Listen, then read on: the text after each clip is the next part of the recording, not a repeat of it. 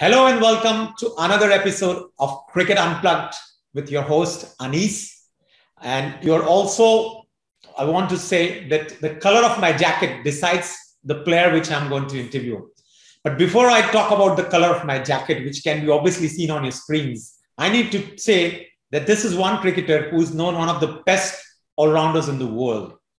He's played all forms of cricket, whether it is the Test cricket, ODI or T20. He was the only Australian, the first Australian rather, to score 100 in all formats. Ladies and gentlemen, boys and girls, put your hands up for the one and only one, Shane Watson. Thanks, Anis. What an introduction. Thank you.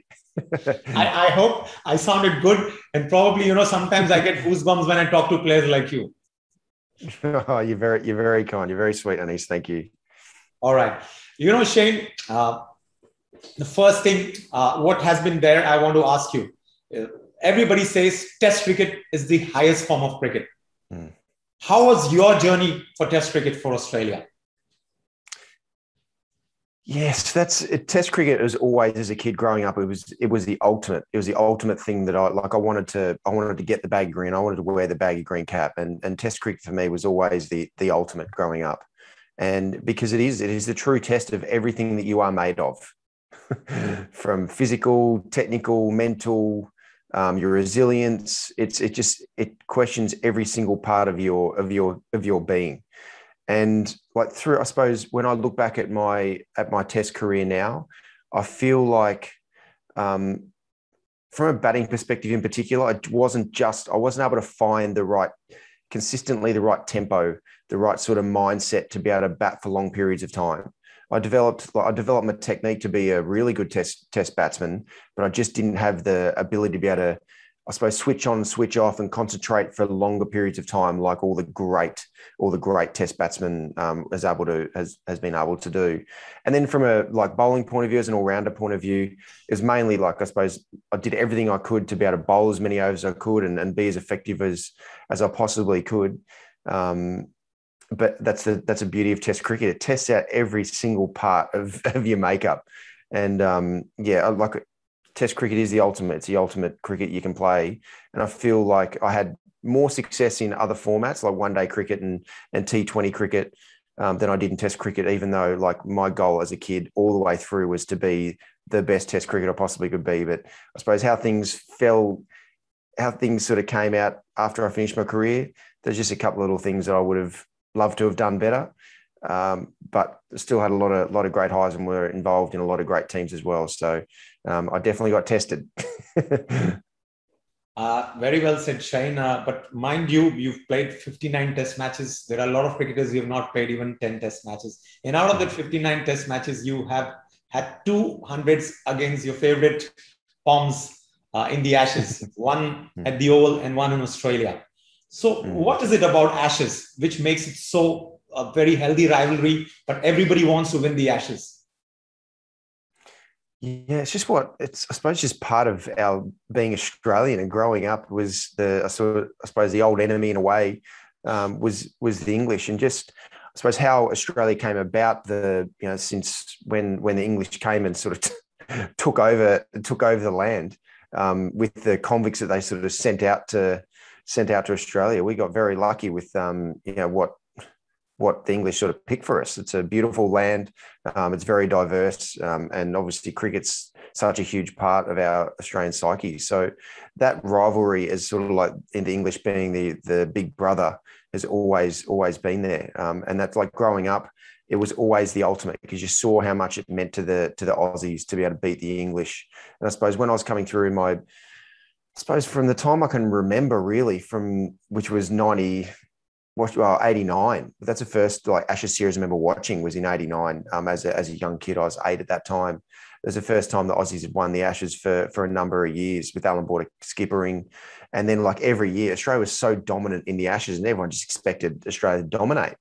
And then it got to a stage where it wasn't the case. And through my years of being fortunate enough to be able to play in a number of Ashes series, I was only involved in one Ashes winning series, which was our series at home that we won 5-0, but I was never able to be a part of an Ashes winning series in England, which is the ultimate, to be able to play in grounds that you grow up sort of dreaming of playing in the Oval, for example, Lords in particular, those two grounds, especially just with the backdrop that I remember growing up watching. It's just, it is the ultimate. And the banter that the Barmy Army have with the Aussies, whether it's in Australia, but especially in England, is just, it adds to the whole theatre of it all.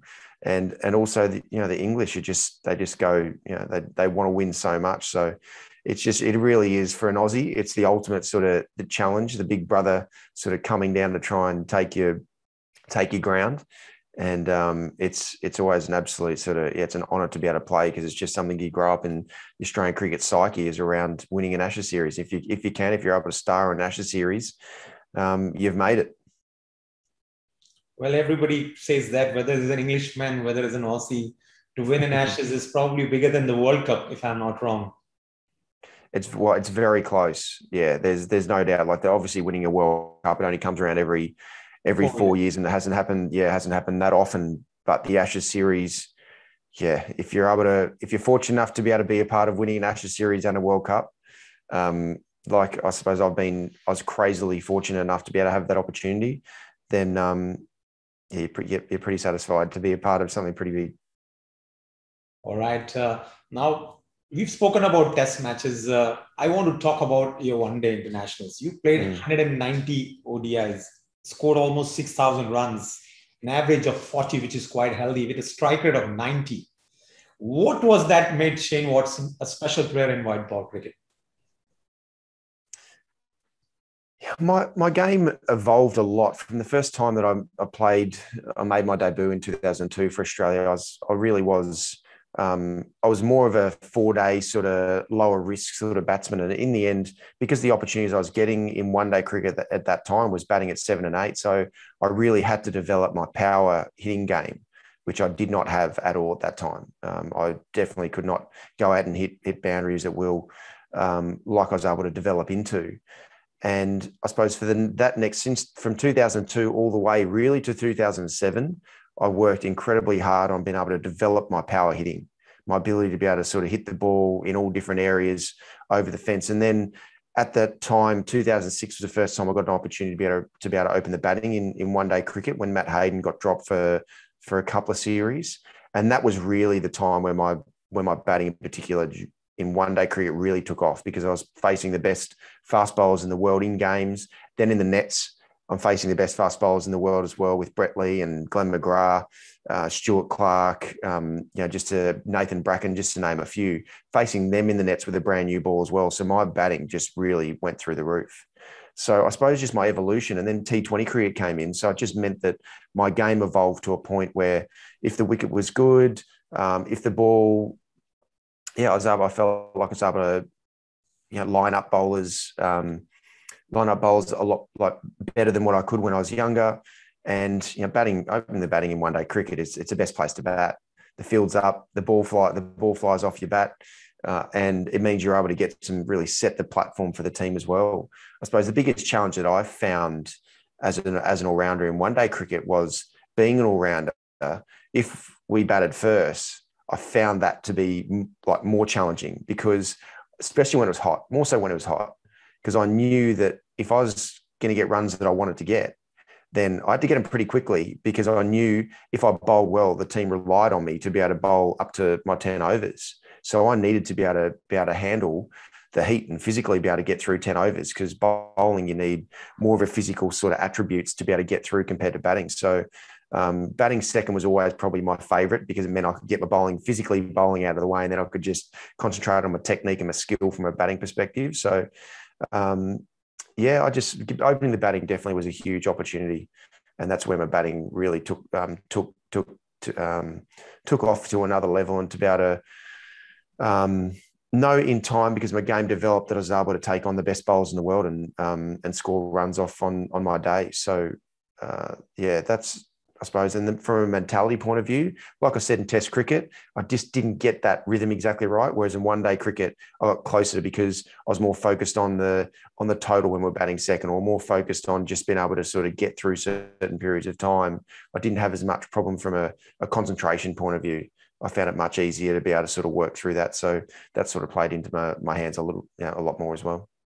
Well, Australia has dominated the 50-over World Cup. They won 5 times. And if I'm not wrong, you were a part of the squad in 2007 when you all beat Sri Lanka in the finals, as well as the 2015 when you all beat New Zealand at Melbourne. So how special was that, Shane? Yeah, like it's crazily special. In like 2003 World Cup, when I was just starting out, I got stress fractures in my back in the lead up to that World Cup, so I missed out on the 2003 World Cup, and that was a time. Yes, I only came in like a year in the lead up to that World Cup in 2003, where the Aussies dominated, went through undefeated. So then it was 5 years really to that 2007 World Cup, and that was the dream that I was chasing, to be a part of a World Cup winning team. And then halfway through it, I got a calf injury, which put me out for a couple of weeks. So luckily at that time, the World Cups were really spread out. They were over like 6 weeks. So it gave me enough time to be able to recover. But at that time I was batting at number 7. My power hitting game had evolved to a point where I was confident that if a bowler bowled and made an error, I was able to sort of capitalize on it. So my game had evolved to a point where I was able to, make the most of batting at 7. And that was to go through a World Cup undefeated is absolutely, you look back at that opportunity that I had in that incredible Aussie team in 2007. I was very fortunate having the caliber of players that we did. It just, under pressure, Matt Hayden, Adam Gilchrist, Ricky Ponting, Michael Clark, Andrew Simons, Mike Hussey, and then from a bowling perspective, having Glenn McGrath, Nathan Bracken, you had Sean Tate, who dominated in that World Cup as well. It's pretty crazy to think that team I was a part of, and knowing how hard it is to be able to win a World Cup, to be able to go through undefeated in 2000 was very special. And then the dream was always being able to get to the 2015 World Cup at home. That was always the sort of carrot that was dangling there, and always thinking from the age of, I was going to be 34 at that time when the World Cup was at home. Could I get there? Would my body hold up? Would my skill hold up to be able to still be a part of it? And I I got dropped after a couple of games. Luckily, Mark Waugh, the selector on duty, just had faith in me one more time, and things worked out in the end. But to be able to win a World Cup at home, like India did, who were the first ones to win a World Cup at home in 2011, to be able to win a World Cup at home is just crazily special. That experience at the MCG after we beat New Zealand, going around the ground, is just something that you wish you could pause and sort of be in for a long period of time, because it's one of the most special thing. But is the most special thing you can experience as a cricketer.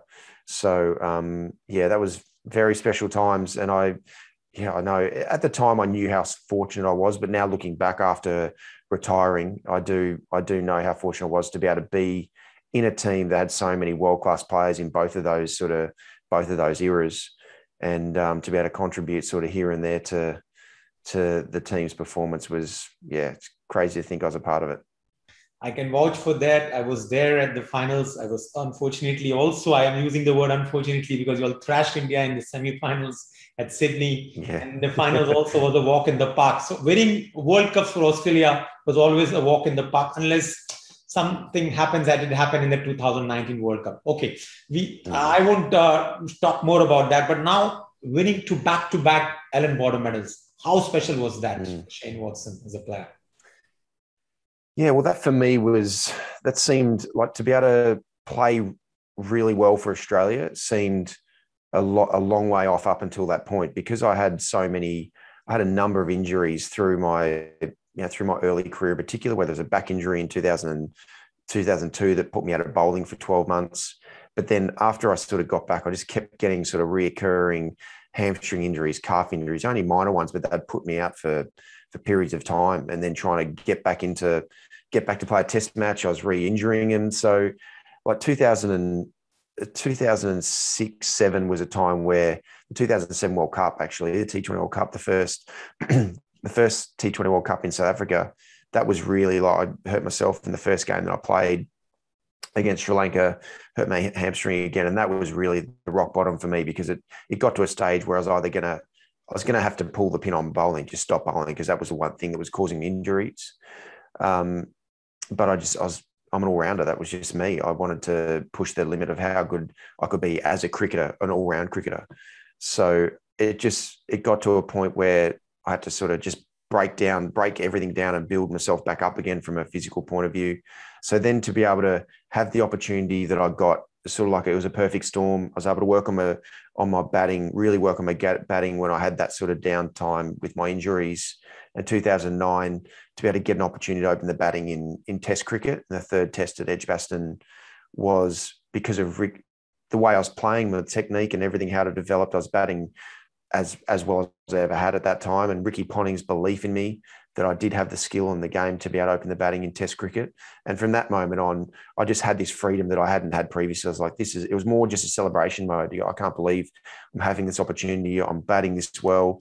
So then to be able to put all that together over a couple of years, a period of time, 2010, 2011, and play some really good, or have some great performances for Australia, which helped us win a number of games, sort of culminated in winning those 2 Allan Border medals, which for me, it's the highest honour in Australian cricket to be acknowledged as the best cricketer in your country. In all cricket, and every cricketer that plays the game has dreamed of playing the game of cricket was something incredibly special. So those 2 times were incredibly emotional because I dreamed of playing for Australia as a kid. I dreamed of being able to wear the baggy green and to play well, not just wear the baggy green, to be able to play well for Australia as well. So it really was the ultimate acknowledgement of, just how fortunate I was to be able to have the opportunities that I did all the way through since I was a young kid. Absolutely fabulous. Nobody can take that away from you, and to winning the best award for Australia. And that also back-to-back speaks volumes of your playing. Now, let me come to T20. We've seen Shane Watson as a Test player. We've seen Shane Watson as a terrific all-rounder in ODI. T20 was something which you can say that Shane Watson is the man who probably took it by the scruff of the neck. What was that thing that struck with Shane Watson in the T20? Yeah, T20 cricket came along at the time. It really was a perfect storm in a way, because of the opportunities that I got in one-day cricket for Australia, which was batting at number 7 or 8. I had to develop my power hitting. I had to develop that skill. So it just meant that as I developed it and had become very comfortable at that skill, then, which was really around that 2007 World Cup, then 2008 is when T20 cricket really started to take off with the first IPL, 2007, end of 2007 with the first T20 World Cup. And it really was just a perfect storm for me with my skill development, how it evolved to what it did.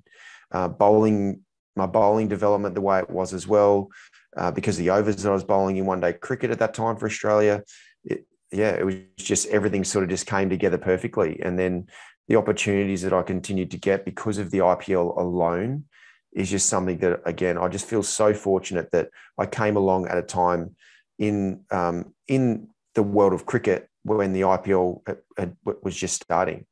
So the opportunities that I got because of the Rajasthan Royal and the backing that Shane Warne gave me at the Rajasthan Royals, the opportunities that I got because of playing at the Rajasthan Royals as well, to be able to bat, whether at 4 to start with or open the batting and bowl the overs that I did, it just meant my game was able to continue to get exposed to so many different situations and so many different players that I was playing against in so many different conditions. So it was just, and I suppose in the end, the way I was built mentally as well, it just suited me. It suited me down to the ground to be able to have that aggressive intent and have that no fear mindset was when I was at my best. And T20 just automatically put me into that space. So it really was a perfect format in the way my game evolved from through my mid-20s more than anything to come about. And then I just, to be able to play the leagues I did, to play the IPL and play at some incredible franchises like I did with Rajasthan for 7 years, and then RCB for 2 years, and then CSK for 3 to finish off with, was, as a starting point, was an incredible opportunity just to play with some of the best cricketers that I've ever played. And then all these other T20 tournaments around the world, whether that was a Big Bash, which was the full season I played with the Sydney Thunder was Jacques Cullis's last year that he played at the Sydney Thunder, which Jacques Cullis for me is like a god, like the god of all rounders. what he was able to do throughout his career is superhuman. So to be able to play with him was very special. Then to be able to go and play in the Pakistan Super League and have Viv Richards as our team mentor was just like Viv Richards, the master blaster. To be able to have him as a mentor in the team that I was playing in, and just all these other leagues, the Caribbean Premier League, and the T10 as well. Just all these different opportunities to be able to play in these different franchise tournaments. I just came along at the right place, right time, and I was I suppose the cricketer that, being a fast bowling all rounder, was something that teams wanted to get their hands on. So, as I said from the start, is a perfect storm coming about, and my evolution as a cricketer, and then T20 cricket kicked in at the right time. You said rightly, the perfect storm, and in the first IPL, you created storm. We all know you like playing for CSK, but you also have a habit of scoring against CSK. In fact, in one of the games in the first IPL, you scored 100 against CSK of just 60 balls. Is it true? If I'm not wrong, your maiden IPL century came against CSK. It was, yeah. That was in year 3. 2013. I think it was in year 3, yeah. But I suppose the times when I did perform well, even in the first year, and the next couple of years before, like in the lead up to me getting that 100 as well, I don't know. I suppose maybe it was just the bowling lineup that CSK had just matched up really well to me, in a way. So it just worked out well that a number of my games that I played against CSK, I said their bowlers were just, I felt like I had them covered a bit more compared to some other bowlers from other teams. So it worked out well a few times. Yeah, but let me tell to all the fans of Shane Watson that the first IPL, which was played in India, Shane Watson obviously said it, he played for Rajasthan, and they were the winners at that time. And Shane Watson played many important innings, not to forget the final innings, or every innings which he played in that, made a big impact both with the bat and ball. But now let me come to your favorite franchise, the color of my jacket. What made that special with CSK before I come to that 2018 innings? The thing that really stands out to me about CSK, even from afar, was just how everyone who played at the franchise just absolutely loved it. They loved how much care was given to the players. I know Matt Hayden and Mike Hussey in particular used to talk about just how well they were looked after, and how much care that the whole franchise from Mr. Srinivasan all the way down was just, everyone was just so like well cared for. And obviously they had a lot of success as well, which was also a part of it. But I suppose for me, the two people that I really was looking forward to working with the most, one was Stephen Fleming, because he was an incredible cricketer, he was an incredible leader for New Zealand, but just the manner, and I didn't really know him that well before I played for CSK, but just the manner and the way he went about things was incredibly impressive. So I was looking forward to being able to play under him. But the second one for me was MS Dhoni, because I only ever played against MS Dhoni, whether that was for Australia against India or against CSK. And I always like MS. He loved the way I bowled. I used to get into his swing arc, his batting arc quite regularly, and especially in one day cricket. Gosh, he took me apart a lot. So, but he had an incredible aura around him. He hardly ever said a word, even after the game. Like you'd play a game and it would be a close game, whatever. He'd never really show much emotion, just say good game, and that was really about it. So I was really excited to be able to play under him and see how he operated, what kind of leader he was, what kind of person he was. So, and just everything with the franchise is built around those two people in particular, to make sure that they just have the freedom to be able to really just be themselves. And then that just filters all the way down through everyone, through the whole staff, players, in every single way. So that's, for me, was unbelievably special to be a part of, and that's why it's so yes, those other Rajasthan Royals and RCB were incredible franchises to play with. But at the time in my career, I was really for CSK to give me another opportunity to be able to play because they thought I still had some really good cricket still in me. I feel incredibly fortunate. Otherwise, I most probably would have retired after 2017, especially from the IPL after not getting dropped and not playing well for RCB in that 2017 IPL. So CSK gave me the opportunity, gave me the opportunity to open the batting as well. And yeah, it was a hell of a lot of fun. Well, we all had fun watching that final in 2018 when everybody said this team is the Dad's Army, and the Dad's Army went down to surprise everybody. And the innings at Wankhede, which you played against the Stars, talk us about it.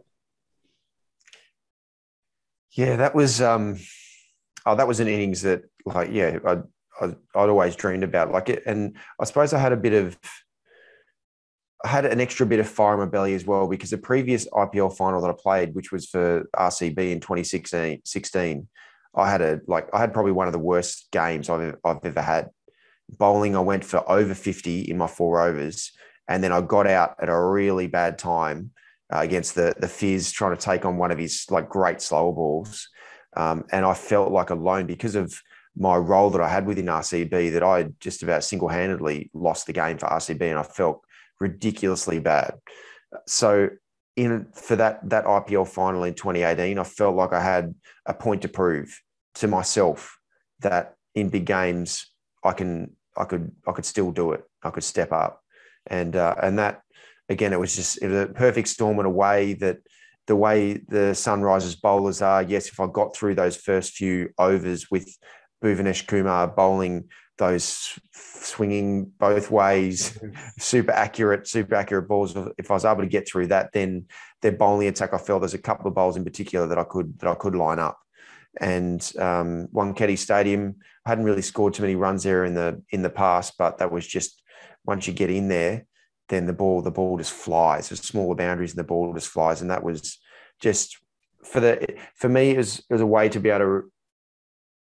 The most enjoyable part was repaying the faith that CSK showed in me, to be able to play that innings in the final, just to say, more so to say thank you for CSK for giving me the opportunity to pick me up again in that last auction, was something very special to really show to them how much it meant to me that they did back me for that one last time. So that was one of those moments that you dream of being a part of, and to be able to actually act it out was, yeah, ridiculously special. I can tell that with conviction because I was there luckily at the Wankhede Stadium, and you all were chasing around 180 plus, and Shane Watson 7 balls or 8 balls or 9 balls, no runs, and we were all thinking what's going on. And then the bubble burst, and Shane Watson went berserk, and it was all in the stands, as they say. Fabulous innings. But my son definitely wants to ask this question. He says that 124 not out against India, where you bludgeoned 6 sixes and 10 boundaries. Tell us about that innings which you played against India in the T20. Yeah, that for me was really. It was a time where in the lead up to that, I'd been struggling, especially like mentally. That was the summer where, in the lead up to that, well, the year before that was the Phil Hughes sort of incident, and like being on the field when he got hit, and it was just such a tragic event. And from that time on, it really was like my performances in particular, especially against fast bowling, really, really started to spiral and start to struggle big time. And it got to a stage where I know I was not performing anywhere near how I knew I could. That fear factor that had come in for the first time in my career was really taking its toll. And I was fortunate enough to end up working with a mental skills guru from the US, who was able to help just shift things and turn things around to a point where, for the first time, I really understood the mental skills aspect of humans, let alone like the performances in cricket. And that game against India, that was me putting all of that information that I had, that I'd developed and I'd really worked hard on to turn it into my skill. And that was really the true sort of test and performance to show that these mental skills, just if I implement them right, I can access all the skills that I've got inside me that I've worked so hard for up until that point. So that for me was the reason why that was even, yes, the performance was one of the best days I've ever had, and it was against India, and that was just in the lead up to the IPL auction as well, which was fortunate timing.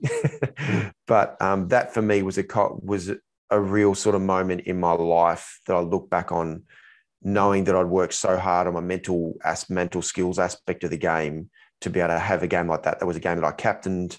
I bowled the overs that I did, and I was able to bat all the way through and score the 100. So that was the test to show that in myself alone that I had the skills to be able to continue to press on. It wasn't just I was getting older, that my skills were going to fall down and I was going to have to retire and sail in the sunset. I knew that if I continue to access those mental skills that I'd developed, which allowed me to access all my skills, and I could continue playing for a bit longer. Well, not only that innings, we were also at the receiving end in Colombo when you and Warner just went berserk again, chasing 160 or 70 in the T20 World Cup. That innings also was special. I mean, there are many special innings, Watto, you played. If I talk about it, probably we might go on and go on. But now, since we are talking about T20, let me tell to all of you fans that Shane Watson is the only player, I believe, to claim the number one spot, both for batting as an all-rounder. That's a great achievement, Watto. Yeah, I suppose that's what I prided myself on, being the best cricketer that I possibly could be. I pushed the limits on how good I could be. I wanted to be the best fast bowler that I possibly could be. I wanted to be the best batsman that I possibly could be as well. And same from a fielding perspective. So I pushed the limits, and I know I was so fortunate to be able to have so many incredible mentors and coaches around me since I was a kid, to be able to help me develop and grow as a cricketer and grow my skills to a point where I was able to,